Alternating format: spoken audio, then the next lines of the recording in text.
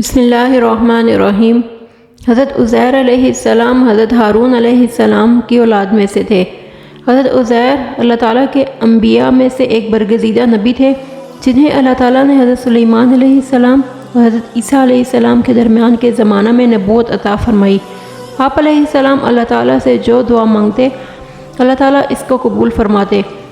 بخت نصر بادشاہ نے اپنے دور بادشاہت میں بیت المقدس پر حملہ کر کے وہاں کے اکثر باشندوں کو قتل کر کے اس بستی کو ویران کر دیا اور بنی اسرائیل کے بہت سے افراد کو قید کر کے اپنے ہاں بابل لے گیا۔ ان افراد میں حضرت عزیر علیہ السلام بھی تھے۔ کچھ مدت کے بعد جب آپ کی رہائی ہوئی تو آپ علیہ السلام ایک گدھے پر سوار اس بابرکت بستی کے پاس سے گزرے جسے بخت نصر نے ویران کر دیا تھا۔ آپ علیہ السلام نے جب اس بستی کا یہ حال دیکھا تو سوچنے لگے، یہ بستی کیسے آباد تھی، چاروں طرف چہل پہل تھی اور خوبصورت اور عالیشان مکان تھے، افسوس کہ اب اس کا حشر کیا ہو گیا۔ یہ بھی خیال آیا کہ اجڑنے کے بعد اب یہ بستی کیسے آباد ہوگی، اب تو اس میں کوئی انسان دکھائی ہی نہیں دیتا ہے اور نہ ہی کوئی گھر نظر آتا ہے، پہلی سی چہل پہل، پہلی سی آبادی کیسے ہو سکتی ہے۔ آپ علیہ السلام کے دل میں اسی قسم کے خیالات آ رہے تھے کہ اللہ تعالیٰ نے آپ علیہ السلام کو اسی جگہ فوت کر دیا۔ آپ علیہ السلام کی وفات کے 70 سال بعد بیت المقدس آباد ہوا۔ بنی اسرائیل نے اسے چاروں طرف سے آباد کر دیا، پہلے سے زیادہ رونق اور چہل پہل ہو گئی، عالیشان اور خوبصورت مکانات بن گئے اور لوگ بڑے عیش و آرام سے یہاں رہنے لگے۔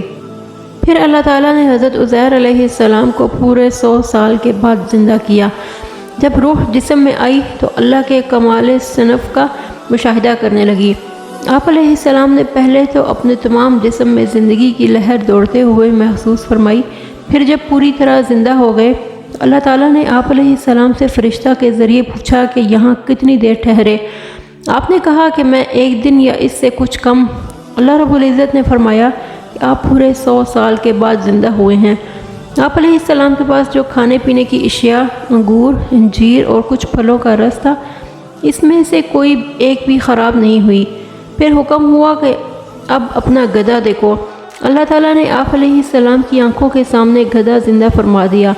حضرت عزیر علیہ السلام کے فوت ہونے اور دوبارہ زندہ ہونے کے اس واقعہ کو اللہ تعالیٰ نے بعد میں آنے والے لوگوں کے لیے مرنے کے بعد کی زندگی کی ایک نشانی بنا دیا اور واضح کر دیا کہ اللہ تعالیٰ ہی موت اور زندگی کا مالک ہے۔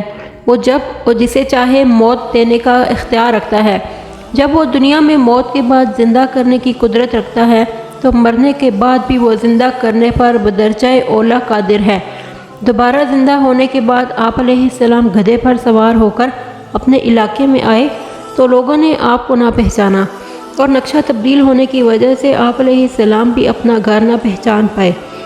آخر ایک گھر کے سامنے سے گزرے تو وہاں ایک نابینا بوڑھی عورت کو دیکھا جس کی عمر 120 سال ہو چکی تھی۔ وہ آپ علیہ السلام کی ہی لونڈی تھی۔ آپ علیہ السلام نے اسے پہچان لیا اور کہا، اے اللہ کی بندی، کیا یہ عزیر کا گھر ہے؟ یہ سن کر وہ عورت رو پڑی اور کہا، مدتیں گزر گئیں، کسی نے عزیر کا نام ہی نہیں لیا، لوگ انہیں بھول چکے ہیں۔ آپ علیہ السلام نے فرمایا، میں ہی عزیر ہوں۔ اللہ تعالیٰ نے مجھے 100 سال بعد مردہ حالت میں رکھنے کے بعد دوبارہ زندگی دی ہے۔ اس نے کہا، سبحان اللہ، عزیر علیہ السلام تو 100 سال سے لاپتہ ہیں۔ آپ علیہ السلام نے فرمایا، میں وہی عزیر ہوں۔ اس نے کہا کہ عزیر تو مستجاب الدعوات تھے، ان کی دعا سے اللہ تعالیٰ بیماروں کو شفا عطا فرماتے تھے۔ اگر آپ واقعی عزیر ہیں تو آپ میرے لیے دعا کریں کہ اللہ تعالیٰ میری بینائی لوٹا دے تاکہ میں آپ کو دیکھ کر پہچان سکوں۔ آپ علیہ السلام نے اللہ تعالیٰ سے دعا مانگی اور اس کی آنکھوں پر ہاتھ پھیرا تو اللہ تعالیٰ نے اس کی بینائی واپس لوٹا دی۔ آپ علیہ السلام نے فرمایا، اللہ تعالیٰ کے حکم سے اٹھ کھڑی ہو۔ وہ فوراً اٹھ کھڑی ہوئی۔ اس نے جب عزیر علیہ السلام کو دیکھا تو پکار اٹھی کہ میں گواہی دیتی ہوں کہ آپ واقعی عزیر ہیں۔ پھر وہ بنی اسرائیل کی ایک مجلس میں گئی جہاں حضرت عزیر علیہ السلام کا 118 سال کا بوڑھا بیٹا موجود تھا۔ اس نے کہا، عزیر تشریف لے آئے ہیں۔ انہیں یقین نہ آیا۔ لوگ آپ علیہ السلام کے پاس آئے اور آپ کو پہچاننے کی کوشش کرنے لگے۔ آپ کے بیٹے نے کہا کہ ابو جان کے کندھوں کے درمیان ایک دل تھا، لہٰذا وہ دیکھا جائے۔ آپ نے جب کندھے سے کپڑا اٹھایا تو وہ علامت موجود تھی۔ لوگوں نے کہا کہ ہماری قوم میں عزیر کے سوا کسی کو تورات زبانی یاد نہیں تھی، کیونکہ بخت نصر نے جب حملہ کیا تھا تو اس نے تورات کی تمام تحریری نسخوں کو بھی جلا دیا تھا۔ اگر آپ واقعی عزیر ہیں تو آپ کو پوری تورات یاد ہوگی، لہٰذا آپ ہمیں نئے سرے سے تورات لکھ کر دیں۔ آپ علیہ السلام نے پوری تورات لکھ کر بنی اسرائیل کے حوالے کی، جس پر انہیں یقین ہو گیا کہ آپ علیہ السلام واقعی اللہ تعالیٰ کے نبی عزیر ہیں۔ انہوں نے آپ علیہ السلام سے متاثر ہو کر آپ کو آپ کے مقام سے بڑھاتے ہوئے اللہ تعالیٰ کا بیٹا کہنا شروع کر دیا، اور کہنے لگے کہ آپ اللہ کے پاس گئے ہوئے تھے جو ابھی واپس آئے ہیں۔ اللہ تعالیٰ نے قرآن مجید میں ان کے واقعہ ذکر فرمایا ہے اور ساتھ ساتھ یہود کے غلط عقیدہ کی وضاحت بھی فرمائی ہے۔ فرمان الہی ہے، آپ نے اس شخص کے واقعہ پر غور نہیں کیا جو ایک ایسی بستی کے پاس سے گزرا جو اپنی چھتوں پر گر پڑی تھی۔